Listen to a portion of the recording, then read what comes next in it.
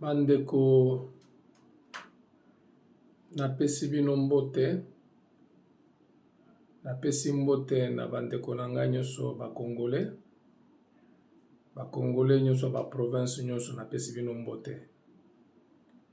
Lelo eza mokolo elamu mpona biso pe mokolo elamu mpona peuple congolais mobimba, mpona komona ngai na bilili na mokolo ya lelo na nzela ya YouTube. Nasepeli mingi, esali depuis 2015. Depuis 2015 nasalaki émission moko mpona kolobela makambo ya dialogue na ndeko Flavien, ndeko Flori. Émission wana ntango tosali yango naye koyebisa ba journaliste, bandeko wana ba journaliste ke eza na suspendre koleka na ba télévision pe koleka na ba radio, na suspendre yango jusque le jour où Nzambe akolinga akopermettre biso lisusu pour que tokoka kozongela na bilili yango. Na mokolo ya lelo na uti ko apparaître nazongeli bilili pour que nakoka kosololaka na bino de temps en temps na makambo etali politique ya mboka na biso. Yango vraiment nakumisi Nzambe ndenge abateli biso depuis bambula na bambula.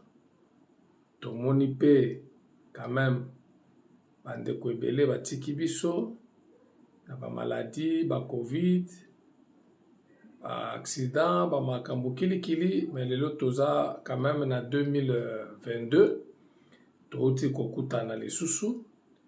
Yango nakumisi Nzambe na bakongole nyonso oyo bazoko vivre lelo, napesi Nzambe na nga merci na ndenge tokutani. Bandeko lelo nalingi nalobela quand même likambo oyo etali situation oyo ezoleka. D'abord na kobanda nano na makambo etali Kinshasa te ou bien nini te, nazolobela nano makambo etali este ya mboka na biso. Je pense que bitumba wana, agression wana ya este ezali eza agression moko organisée. Eza agression moko organisée. Il fallait ba organisateur ya agression criminelle wana bakoka d'abord ko éliminer ba homme fort oyo bakokaki ko empêcher que plan ya balkanisation ya est ya République démocratique du Congo ezala mise en exécution. Alors lelo so totali bandeko na biso est façon bazoko souffrir, bazoko se déplacer de part à d'autre, bazange sika kolala, bazoko zikisa ba village na ba localité tout bandako na bango baza siko à l'abri. Vraiment eloko moko ezo sala ngai chaque fois pasi soki nazoyoka makambo ya este ya mboka na biso pe nazotala ndenge Kinshasa ba kinois na ba kinoise ndenge bazali kosala bafeti, bazali kosepela, kokende na ba match, kosepela, komela, kobina, tout ça, ba concert, ba makambo kilikili ezosalema. Mais bazoko ignorer quand même que parti moko ya mboka na bango, bandeko na bango bazali koboma bango mikolo nyonso, bazali na kati ya insécurité totale, malgré état de siège oyo ezali kuna na est ya mboka na biso. Situation est commis vraiment catastrophique parce que insécurité comme na niveau moko extraordinaire. Yango tolobi boye tokobanda nano na esika bandeko na biso bazo kosouffrir pour que tomeka nano kopesa mwa éclaircissement moke na oyo biso toyebi na oyo pe ezolobama peut-être na makambo mosusu peut-être bino koyeba yango te mais bamosusu bazokokanisa ke no bitumba wana ekokosila lelo lobi mais na ndenge ya biso bato bamonaka liboso ya makambo totalaka tomonaka avenir ya mboka futur ya mboka na biso. Je pense que eloko wana ezali kosala pasi makasi mpona biso bato mosusu tozomona makambo ndenge ezokokende eza malamu te. Yango lelo na desidaki na première vidéo na ngai nakoka quand même kosola na bino koyebisa bino likambo nini ezokose passe. Bitumba wana agression wana ezali agression moko bien organisée. Esengelaki ba faire partir Mobutu, Rwanda, ba pays voisins oyo baza nzinga na biso na ngambo kuna. Bango bazali impliqué na kati ya agression wana. Baza lokola voix ya bagresseur, ezala ba tireur de ficelle, ezala ba oyo bazoko profiter na exploitation ba minerai ya est, bango nde ba voisin na biso baza lokola voie de passage. Alors voie de passage bango pe bakotisi makanisi na bango ya kolobaki non malgré richesse ya RDC ya est ya RDC ekoko transiter ke Rwanda ke Uganda Burundi mais ba multinationale bango bakokoka kozwela ngo na nzela wana. Alors ba pays voisins ya est bazali ba porte d'entrée ya criminalité, insécurité au izoleka na est. En même temps en complicité na quelques dignitaires, quelques dirigeants congolais oyo bazomona ke eza malamu ke ba insécurité régné pour que bango bakoka kozwa ba intérêt na bango par rapport ya agression. Alors si réellement ADF ba milice nyonso wana baza na est bazalaki ba milice bazaki soi-disant ndenge bazoloba ke baza ba rebelle, toyebi musala ya rébellion soki balobi ke muto azoko se rebeller, donc azo se rebeller contre X ou bien Y pona peut-être kozwa solution moko boye pe solution wana akoka quand même conquérir pouvoir. Ce qui est dans le domaine politique, tu as dit que rébellion sur que côté, dengue rébellion à Laurent Désiré Kabila Bayaki na objectif ezali pour babengana Mobutu pour que ba conquérir le pouvoir. Bazao koboma ba civilité, bazao koboma ba zairo te na tango wana. Donc bazaki ba ami, ba rebelle, ba komaki ba ami ya ba civil pour que ba koka kozwa pouvoir na nzela ya kondimama na peuple congolais. Donc ezaki bongo. Mais oyo bazoloba rébellion ango ezali bazoko revendiquer nini ba rebelle wana. Revendication na bango eza nini? Il faut se poser des questions pour koyeba revendication na bango eza nini.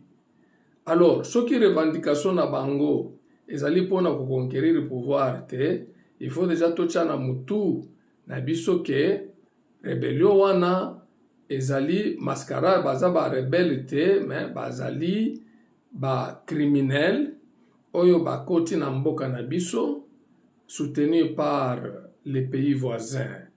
et na ba multinational oyo bazali ko gagner na kati ya makambo yango.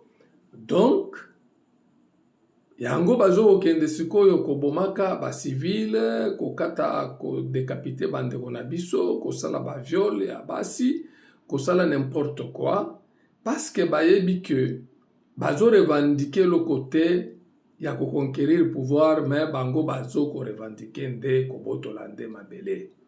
Eza plan ya balkanisation e bandaka la sikoyo e koma na niveau moko ke balingi sikoyo ba appliquer yango. Alors pour comment appliquer plan ya balkanisation, il faut ko terroriser ba autochtone, ko terroriser ba résident batoyo bazali na ba résidence na bango na ba territoire wana. Ba territoire wana déjà eza ciblé pona ko kata yango na RDC, pona ko balkaniser yango ekoma ba mboka mosusu par rapport ya plan oyo banguna ya Congo bazoluka po ekatama ndenge Soudan ekatama. Alors muto abengami rebelle akopesa objectif na ye. Donc biso tozo revendiquer parce que régime oyo ezo diriger mboka mabe. Yango tolingi tozwa to se rebeller contre régime wana pour que changement moko ekota. Soit biso to botola pouvoir na makasi na manduki de façon que toko kosala bolamu pona peuple. Wana batu ba se rebeller bakoti babandi kobundisa. Mais lelo tozomona bato yango wana balobi ke force démocratique. Donc force démocratique andenge nini oyo ezokokende kobomaka ba civil. Tomonaka rebellion eza kobunda entre ba militaire ya ngambo okuna, ba rebelle na ba armée ya mboka wana. Nde toyebaka rebellion yango wana. Mais rebellion oyo ezokende kobomaka lisusu ba civil, ko exterminer ba civil, ko massacrer ba civil. Wana eza rebellion wana ezoluka ko conquérir le pouvoir te parce que bako diriger lisusu banani. Donc beaucoup comprendre que agression à est à République du Congo ezali bien organisée par batu oyo bazali ko tirer profit na yango jusqu'à tel point que bakoka kokata Congo parti wana ekende na maboko ya banguna ya Congo.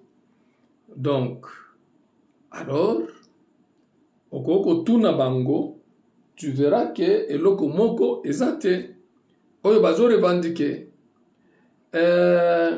lelo oyo bandeko na biso bazo kufa butu moya toyebi te biso na Kinshasa na ba province mususu tovandi Lubumbashi batu mususu ba province bavandi na bango na kimia. Mais este ezali kaka kolela na kolela makile ezotanga mikolo nyonso.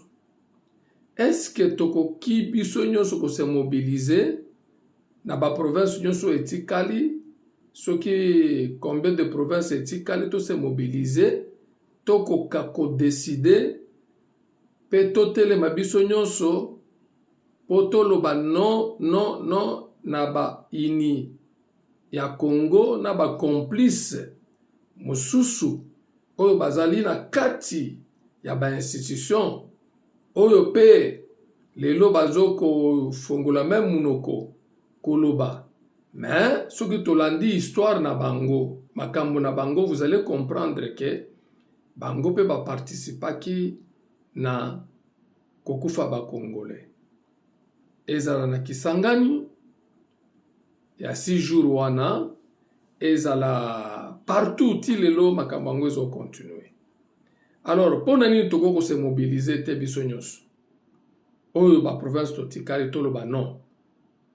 Communauté internationale va sentir vraiment que l'Union africaine va sentir vraiment que non ba Congolais ba siliki ba tomboki mboka mobimba contre insécurité ozo régner na partie est ya mboka na bango.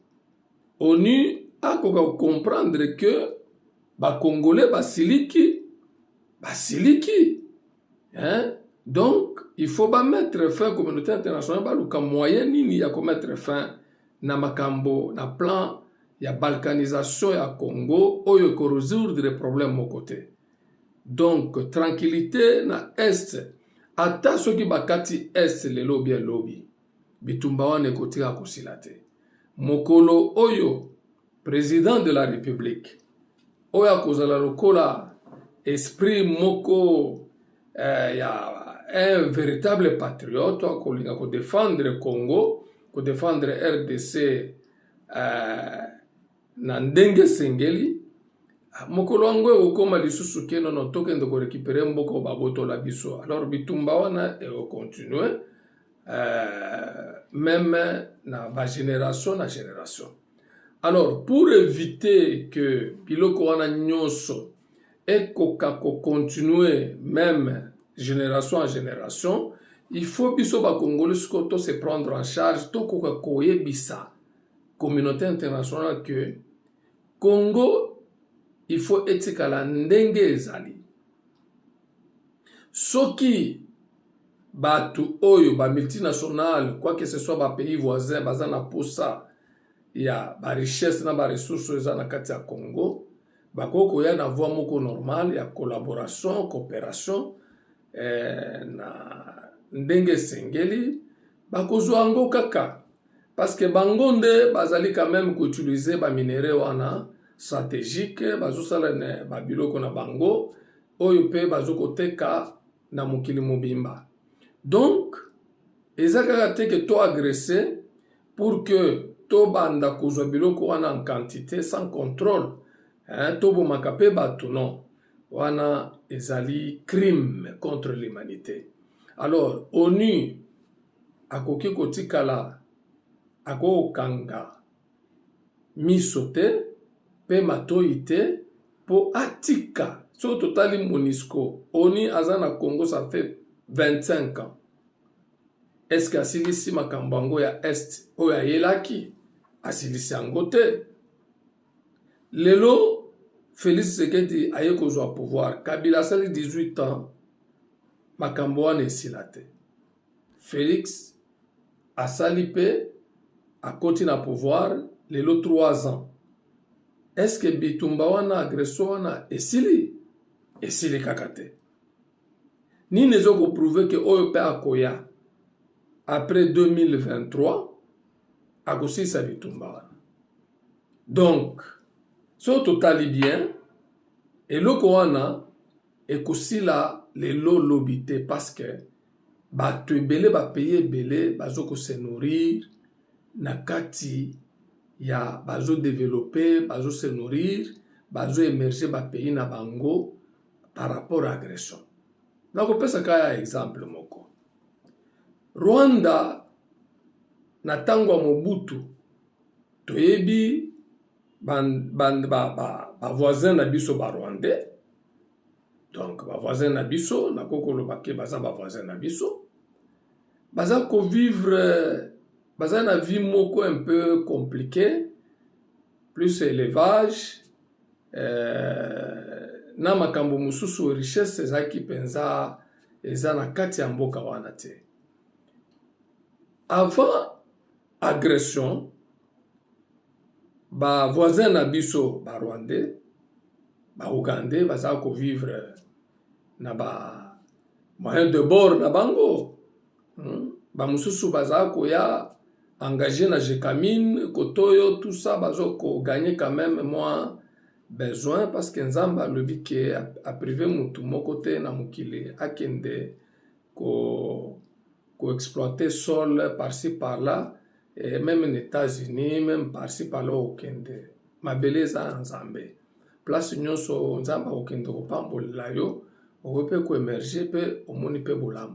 Mais il faut que ça la mona nzela moko ya bomoto, nzela mawa ya bolingo ya être humain. Alors, avant l'agression, Rwanda ils ont vivre dans la pauvreté. Mais après l'agression, tango bakoti sikoyo na domaine ya koagrese Congo, est la République du Congo, ko s'infiltrer na kati ya administration congolaise, yango sikoyo omoni ke Rwanda, lelo babengi yango pays émergent. Donc, l'émergence à Rwanda, il y a des pays voisins, et ezali, oyo babengi bien malaki. Donc, ba émerger, na ndenge anzela mabe. Bako kotonga ba immeuble, ba building, ata ba développer ba komi na niveau nini. Nyonso wana même devant Nzambe, ba yebika ake, Nzamba yebika ake, wana eza bien malaki. Pona kozwa bomengo ya mokili, Nzamba asengi na mutu te ki boma ndeko na yo, boma être humain, parce que ye nde aza nango, soko bomie, yo ozwa bomengo, non? Kosenga pe epekisami te. Soki yo ozangi, oko kosenga. Soki ozangi, oko kolabore, oko kopere na mutu aza nango. Est-ce que ezali kaka ke oboma nde o emerge wana nde balobi ke oza mutu amayele te, oza mayele te, oza criminel, oza sanguinaire. Donc, toboyi ko développer pays na makila. Donc, ce qui est le Rwanda comme pays émergent, donc, bazana coltan te, bazana ba minéraux oyo bango lelo bazali ko exporter, oyo izo ko profiter na ba ndeko ya libanda ba multinationale te. Mais minéraux nyonso wana ezo uta na Congo. Est-ce que biso topekisi ke Rwanda akoka kozala passage ya minéraux ya RDC côté à est pour que ba acheteur ya minéraux wana bakoka kozwela ngo na Rwanda? Topekisi yango te. Mais na ndenge ya collaboration, coopération dans la paix, na ba relation oyo ya koyeba ko respecter quand même pays ya moninga, bokoki pe koya, bovandi, bosigner bakor ya kitoko, sans koboma batu, sans kovize kobotola mabele ya moninga, lopango ya moninga, mais bosololi, boza ba voisin, botali ke, bon, biso tolingi, to profiter quand même na richesse oyo ya bino, to koka pe ko survivre quand même na mokili oyo. Donc, na sens wana, ekomema liwa batu te. Alors, déjà, soki voisin bandi ko agressé yo po azwa bomengo oza nango, voisin wana azali sous camarade na yo te, azali sous voisin na yo ya malamu te. Akomi ennemi na yo. Ennemi na yo. Donc, dans ce cas, il faut biso siko ba Congolais to se préparer en conséquence. Mutu oyo attaqué yo. Attaquer yo pour qu'il abotola yo. Il faut se défendre. Ou se défendre ndenge nini. Oyo azo ko utiliser manduki, yo po ko utiliser manduki pour que bosala siko face. Alors, bokoya ko bundela na kati ya sol na yo te. Soko lingi ko sala légitime défense, oko bunda na kati ya sol na yo te. Oko linga okende sika agresseur a outil pour que bango pe ba se sentir dans l'insécurité, bakoluka partout le moyen ya ko lobaki no totika makambo yo to collaborer to coopérer na ndenge sengeli. Alors, bitumba agresso wana bitumba o ezoleka kuna lelo to ekotisko na terrorisme, ba bombe artisanal, et comment se fabriquer, comment exploser. Donc, agression est aussi la lelote. Et aussi la lelote. D'où échanger forme nango. Bota la ba pays nyonso bazolo ba ke ba terroriste bazali. Est-ce que qui miezali? Qui miezate? Donc, ils ont sous rébellion te commis terrorisme. Terrorisme, cela veut dire que si la terre, mutozo bundanaye, ozoyeba ye te. Azaka lokola yo, alatika lokola yo, mais akomi kamikaze. Donc, yango nalobi ke Congolais faut se mobiliser partout, to revendiquer pour na likambo ya Italie Est pour que ONU, la communauté internationale, bakoka quand même trouver solution rapidement pour que paix ait régné na Est ya mboka na biso, ba voisin na biso tokoboya bango te. Bakotika ba voisin na biso ti libela, ti mokolo yesu akoya. Alors, tokoboya bango te. Mais tokoluka façon nini toko vanda na ba voisin. Soki toyebi ke ba voisin yo bayokelaka biso zuwa parce que biso tozali na bomengo. Bon, tokoki koluka méthode nini oyo toko kosolola na ba voisin pe faut baluka méthode nini pour que ba gagner légalement oyo baza na bosenga et pas ba voisin. Zoma soko zangi mungwa pour que ne pas voisin na po na kosenga ye mungwa. Est-ce qu'il faut que ne ko agresser ye pour appeler son mungwa? Je pense non. Oko agresser te o kende kosenga appeler son mungwa na ndenge esengeli. Yango biso tolobi agression wana ezali ko se justifier te si réellement que ba voisin baza na posa ba émerger. Hein? Oko émerger sans ko tangisa makila. Oko émerger na ndenge ya kosenga. Oko émerger na ndenge ya coopération, na collaboration. Oko émerger kaka. Ça dépend na façon okomemela gestion na yo oyo pona ko faire émerger mboka na yo. Muke oyo kozwa ole ezala ya ba compte privé na yo, mais o bwaki yango na kati ya mboka na yo pona intérêt ya peuple na yo. D'où na makambo nyonso wana eleki bandeko na nga ba Congolais boyeba ke bitumba wana ekosila lelo lobi te. Ozomona sikoyo lokola ba main noire na ba main mise na kati ya agression wana ya Est bazali bato minene na monde eza difficile pour que agression wana esila lelo bien lobi.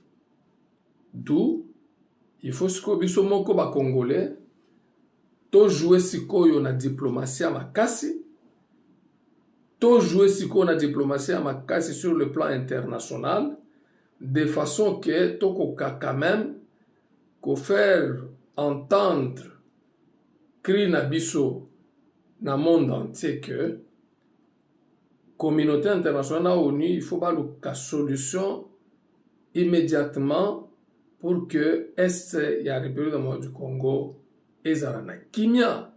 Soki ezala na kimia, Rwanda kozala na kimia, ba voisin nyonso pa kozala na kimia. Lokola Est eza koningana na niveau wana ba voisin ba yebaka ke bango pe un jour bakokwea kaka na mutambo, bakokwea kaka na ba insécurité modèle wana.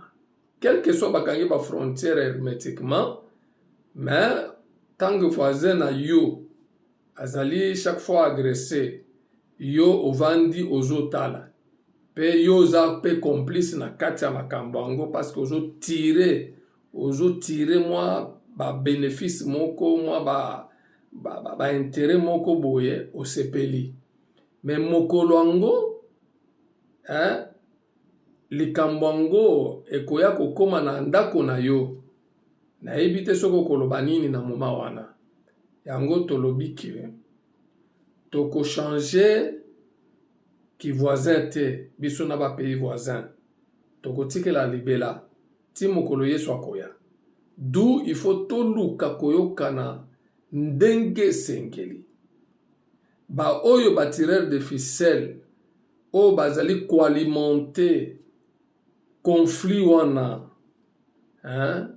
entre Rwanda, RDC, tout ça, tout ça, tout ça, Batouana quand même, il faut quand même toyo qui sabango soni tant que si réellement tozaba africain tolingi développement Afrique, so tolingi kimi en Afrique, donc bah tirer des ficelles, il faut pas sentir que non, bah africain balembi kotangisa makila, bah africain balembi ba conflit entre eux, bah africain balembi alors balingi lisusu makambo wana te, balingi bazala bomoko kimia erenye na ba pays de part à d'autre de façon que développement ezala quand même na bamboka ya Afrika.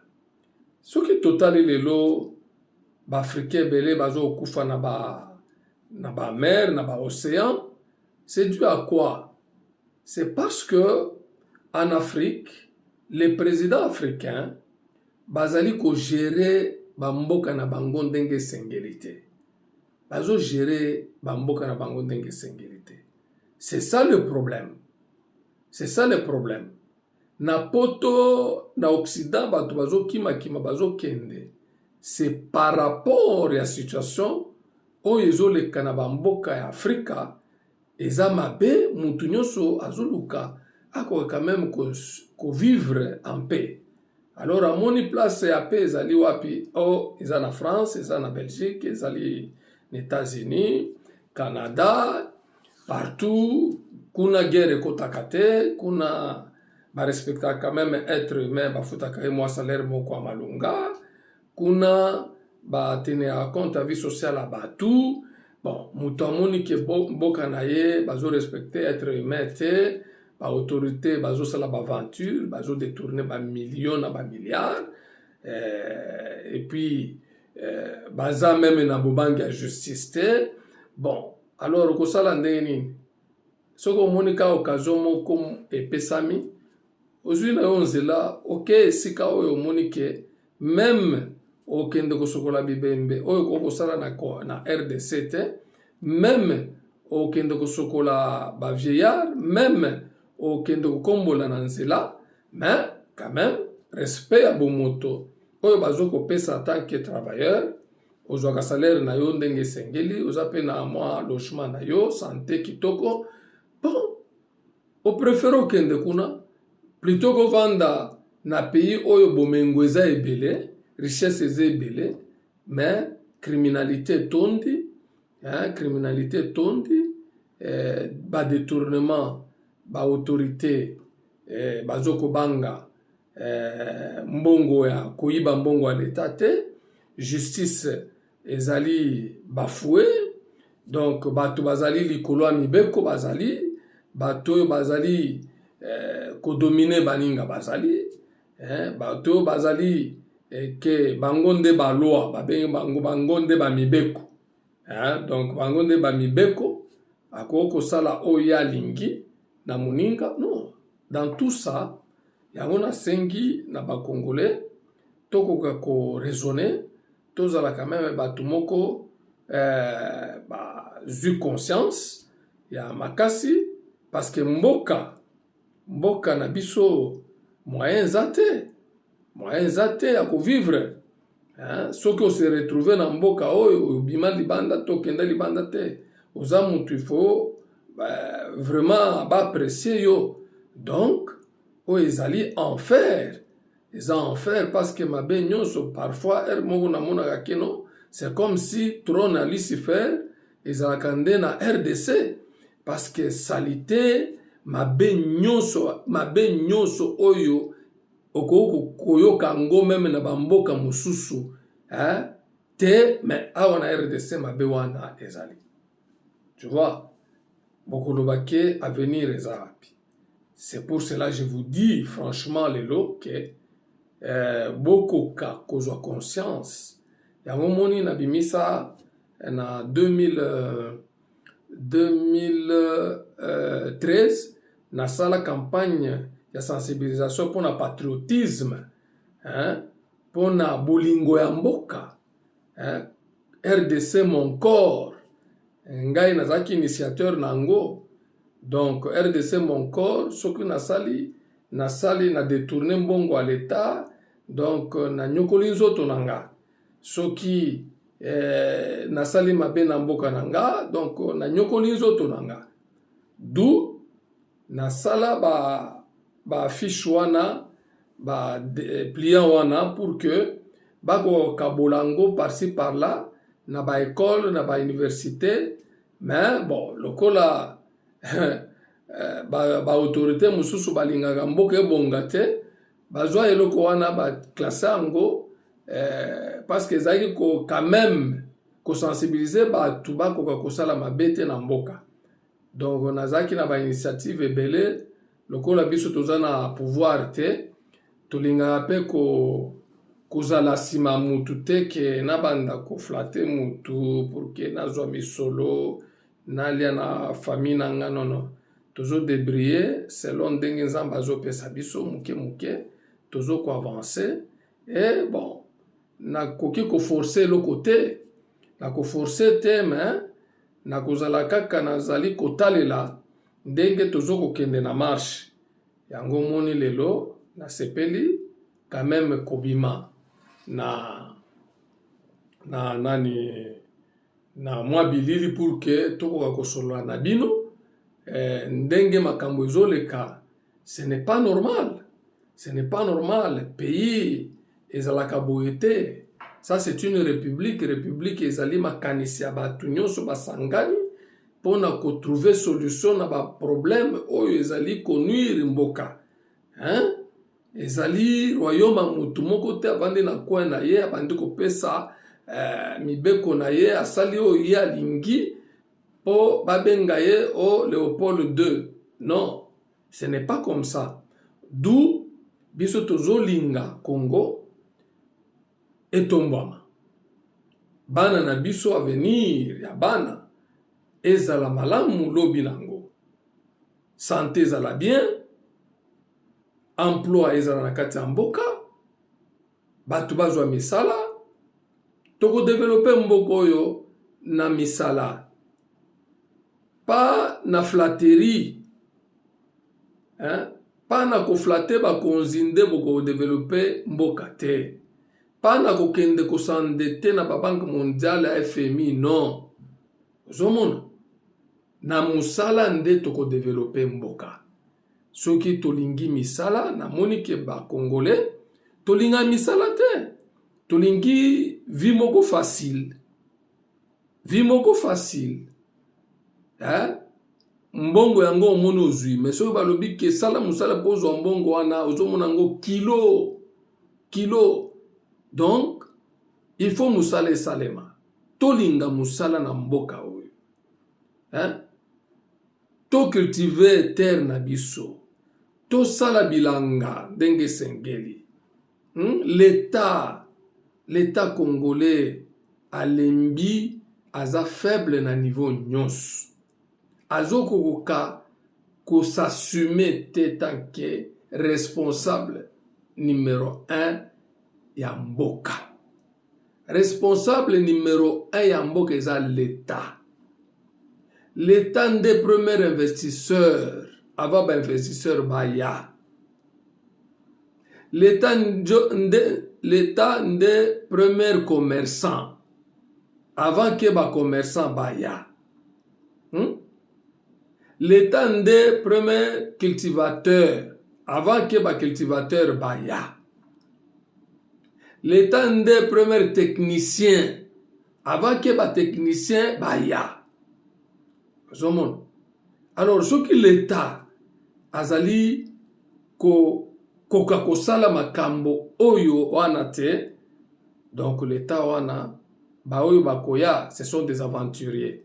Bakoya siko ko s'aventurier.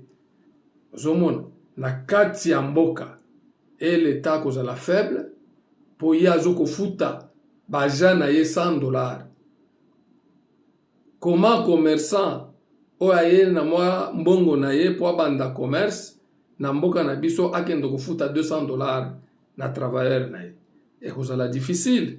Mais soki l'État azoko futa par exemple huissier azwi $500 okomona meme bao bakoya Bakoko zo ba travailleur salaire koko banda ba 300 ba 250.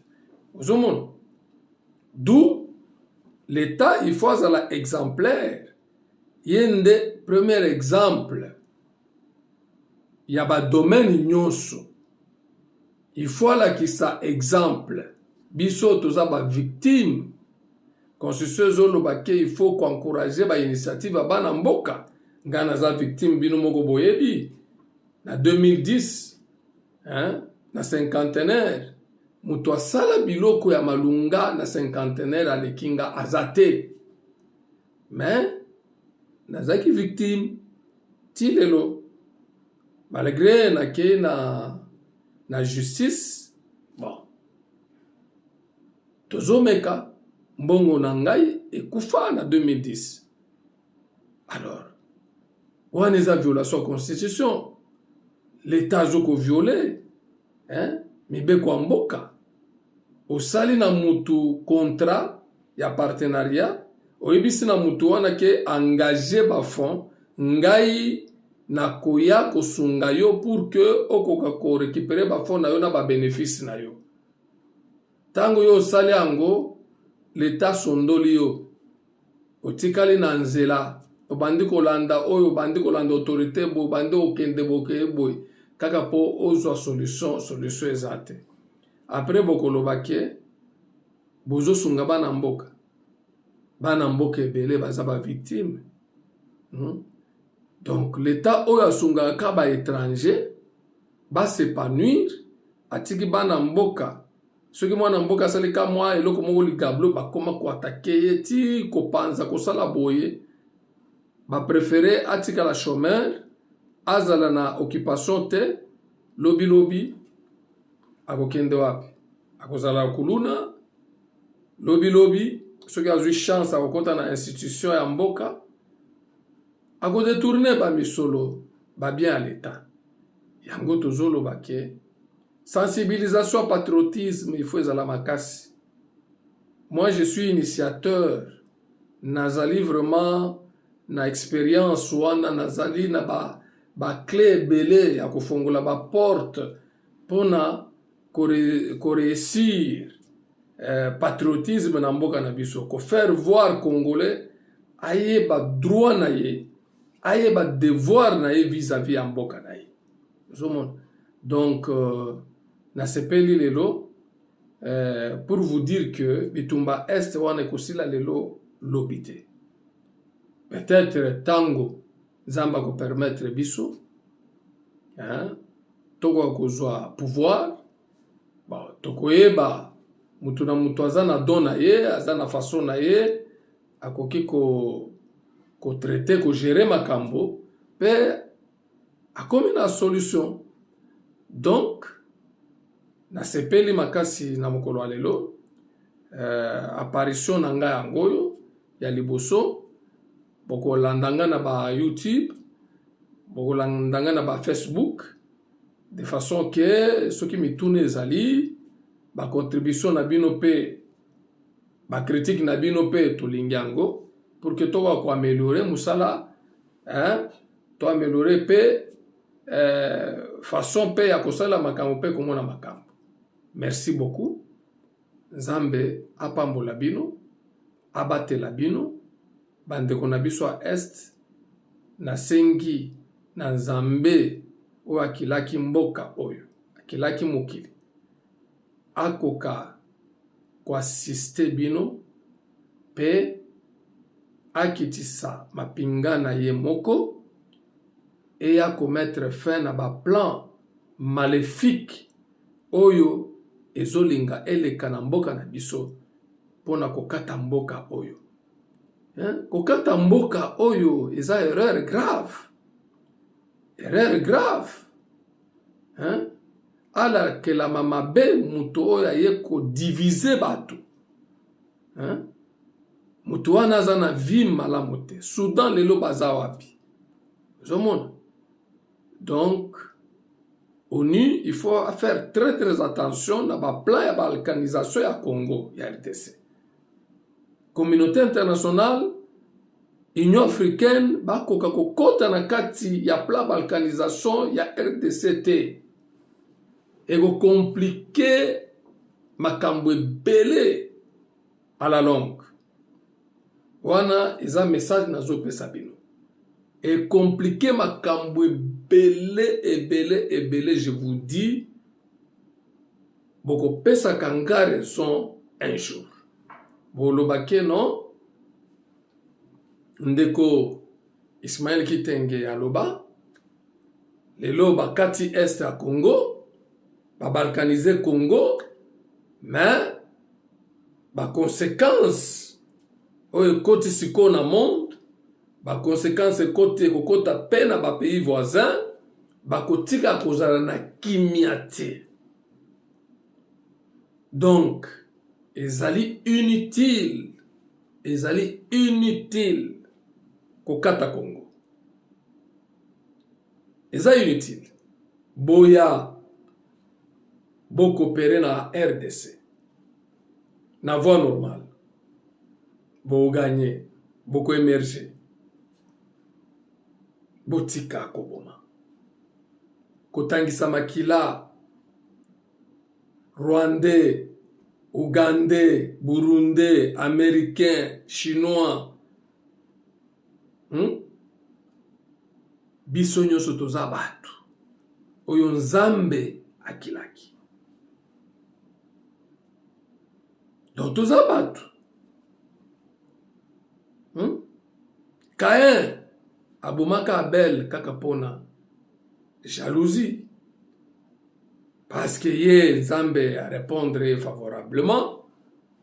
Ya yoki kanda wana pona nini ngai te nazana bomengo te nazwi te tika na boma ye. Après zamba la kelaka ye mabe ke okowaya waya mokili mobimba.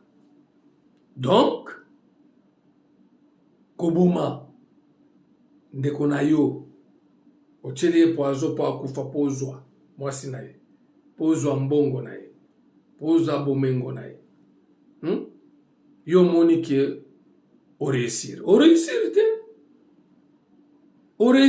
te devant nzambe o réussir te pe devant bato réussir te conséquence kozala tôt ou tard okomona makambo place oza. D'où ne tuez point. Koboma moninga na yote pona bomengo ya mokili. Koboma moninga na yote ndeko. Tango yo bomiye, yo zui, osepelite. Yo ebite ke lobi yo poko kosala accident kofika le même jour. Même après 10 ans. Donc, eza inutile. Yakobo mandeko na yo. Eza inutile. Kaka pozwa bomengo, non? Ngana lobaka même bato bakenda kosala bakisi pour que azala na mbonko, ake asali ba sacrifice. Ngana benga bango ba fainéant en esprit. Bato balinga misala te bango wana. Balingi via facilité. Baza ba fainéant. Baza maele te. Baza ba fainéant. Zomon. Ba faible en esprit. Ayebe ko créer te. Poazo abome. Il faut asala kisi. Asala ba sacrifice. Akota na ba loge. Akende boye. Abaluka boye. Oh, ndeko. C'est la bénédiction de l'Éternel qui a enrichi. Ezaka na mindondo te. Mais oya yo zoluka eza na mindondo. Omona yango lobi na. Eza la bana na bana na bana. Génération na génération. D'où linga muninga na yo ndengo milingi yo moko. Eloko omoni ke soko zoko banga baboma yo. Koboma pe muninga te. C'est ça l'amour du prochain. Et ça socle la réussite ya humanité. Amour du prochain. Ça socle ya réussite à humanité. Hein? Amour du prochain. Nde sika paix ezali. Nde sika pardon ezali. Nde sika réconciliation ezali. Nde sika partage ezali. Zomon. Partage, cela veut dire que nakokuza na bomengo. Namoni voisin na nga aza kokelela. Na nakotika yete. Hein? Il faut quand même na pesa ye pe akoka ko vivre pour que paix et régner na kati na biso na ye. Tout tozala na bolingo. Tozala na bolingo na mokili oyo. Ne cherchez pas à être plus riche que les autres. Maléfiquement. Oui, nous avons pas comme riche plus que les autres. Mais n'a pas normal. Pas na bavon moko détourner tout ça ko boma ko sala ba crime ko kente boy ko détourner ko yiba ko sala ba combine ba non, ce n'est pas ça. Ce n'est pas ça. Ngana mona kanyo solokola. Donc richesse c'est un méchant sur cette terre. Ngana mona kango lokola montagne ya fulufulu ya savon. Et koko zaleza mulai montagne wana. Mais minute muke soki kaka mon pepe leki érasé mon montagne nyoso et kiti. Ota la place wana ozomona ngolo suste. Ozomona. Donc tolinga na bandeko. Ba Rwandais, ba Ougandais, ba Burundais, ba Américains, ba Chinois, ba tolinga na ba intérêt eza na kati ya bolingo. Na voie normale. Soko za na ngote senga. Defa. Somon. Na voie normale. Collaborer na ndeko na yo, oyo aza nango. Koyoka soni te. D'où soki Zambia sepeli komema biso na pouvoir ya mboka oyo toko luka toko sale la volonté ya Nzambe pe Nzambe akozala na biso elongo pe kimie korenye na RDC pe na Afrique centrale toko betaka lisolo. Donc,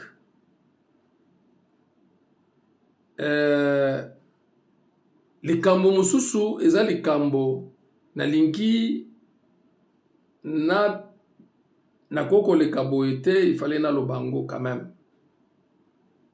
Impunité na kati ya monde. Euti wapi? Nzambe oyo akilaki mokili. Tango abengani Satan, akitisi ye na se apesi pouvoir ya makambo nyonso na mokili oyo. Atieli ye jugement, atieli ye enfer. Nzambe akoko tolere impunité te na ba méchant. Non. Yo soki otiki méchant, criminel, mutu asali mabe na mboka na yo. Mabe ya makasi. Otiki ye. Yo kanisi Nzambe akosepela na yo. Justice eza ya Nzambe. Mibeko ekota na mboka. Ba magistrat baza basali na Nzambe. Ndenge Biblia ezolo. Yo otiki mutu. Oyebi bien ke mutu asali mabe mingi na kati ya mboka. Meme mwana na yo soki asali mabe mingi na kati ya ndako na yo. Okopiniri ete. Okotika ye kaka boye. Soki otiki ye donc mwana wana bebi. Donc, impunité eza makasi na Congo. Yango bato bazobanga lisusu l'état te badétournement ozoleka na mboka oyo non eza vraiment terrible, eza terrible, eza badétournement moko ya motema mabe ya kodétruire mboka, ya koboma bakongolais butu moi. Donc botika impunité leki nzambe oyo akilaki mokili atiela Satan prison, enfer, atiela ye jugement. Mais pona nini biso bato na mokili tomoyebi ke bato oyo bazosala mabe, moto oyo boyebi bien ke asala mabe ebele mais botiki ye, botiki ye, bozotika bango, justice eza te. La justice élève une nation. Alors, ceux qui toko appliquer justice na mboko te, Congo ekozala terrain ya ba criminel, ya ba malfaiteur, ya ba méchant, ya ba meurtrier. D'où terrain oyo ezali na ba malfaiteur, ba méchant, ba meurtrier, ba criminel, ekotikalaka jamais kovanda na kimia pe ekotika ko développer te. Mais terrain pays oyo bazali kolandela mutu oyo azwi mbongo à l'état, balandeli ye, bakangi ye pe bazongisi mbongo wana, boyebisanga banani bazongisa bato nyonso bakanga na mboka oyo bayiba bambongo toyebi bango, bazaka ba premier ministre, ba ministre, ba mandataire, ba gens à l'état.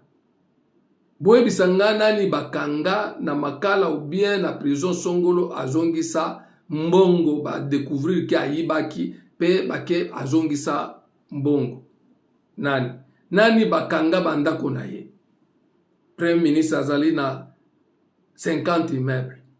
Na mboka nini bakopesa yo l'état kende kopesa mutu un individu 50 immeubles. Parce que akome agent na ye. Mboka nini? Monike aweza ba aventure, aweza busoba na busoba ndezo continuer. Donc toluka ko faire changer mboka oyo. To changer mboka oyo. To préparer avenir ya bana na biso bazoya. Tango toko préparer yango te, toko mona makambo. Mokolo asuka nzamba kotuna biso. Yo zalaki ministre, qu'est-ce que tu avais fait pour ton pays, ton peuple? Ozaki wana kaka pona koiba, kolia bifteki, kofule au pied, ba intérêt à peuple na yo. Okoye bokosambisama. Yo ganisi okobika. Okendeli felo na Satan, parce que misala wana eza misala Satan. Donc, na sepeli, denge tokutana na mokolo ya lelo, donc bokobanda olandanga souvent, et surtout na ba oyo nde bokobanda ozwaka mwa ba message na biso. Au fur et à mesure, tozokende quand même kofongola mwa ba parenthèse mususu, ba actualité ya mboka bokobanda kozwa ngope, ba analyse na biso, ba vie na biso, ba remède na biso, ba solution na biso. Biso tozelaka teke tozala na pouvoir, nde tobanda kopesa solution pona bolamu ya mboka. Non. Na sala mingi, nayebi ke ba autorité bele ba yebi façon nanga, nazelaka te, ke mokolo na kozwa pouvoir de na banda ko appliquer, non. Donc, kosunga mboka, eza tango oza na kati, oza na bomoi, lukana no sunga mboka na yo, d'une manière ou d'une autre. Merci. Nzambe abatela bino.